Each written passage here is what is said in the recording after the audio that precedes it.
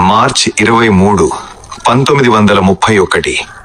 ఆ రాత్రి నిశ్శబ్దంగా ఉంది, కాని చరిత్ర మేల్కొని ఉంది. ఒక చీకటి జైలు గదిలో 3 యువకులు కూర్చున్నారు. భగత్ సింగ్, శివరాం రాజ్గురు మరియు సుఖ్దేవ్ థాపర్. వారికి తెలుసు, రేపటి ఉదయం వాళ్లకు రావడం లేదు, కాని వారి కళ్లలో భయం లేదు.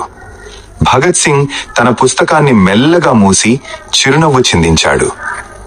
నా మరణం నా దేశాన్ని మేల్కొలిపితే అది నాకు గర్వకారణం.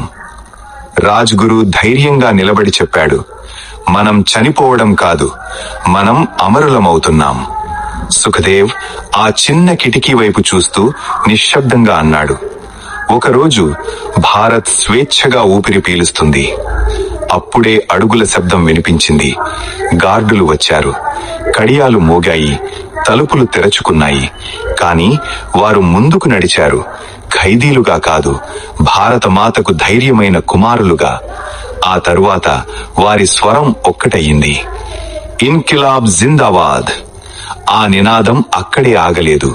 అది కాలాన్ని దాటి ప్రతి హృదయంలో నినదిస్తోంది. ఈ రోజు జెండా ఎగురుతున్న ప్రతి క్షణంలో వారి త్యాగం మనతో ఉంది. ఎందుకంటే వీరులెప్పటికే చనిపోరు, వారు భారత ఆత్మగా నిలిచిపోతారు. భారత మాతకి జై.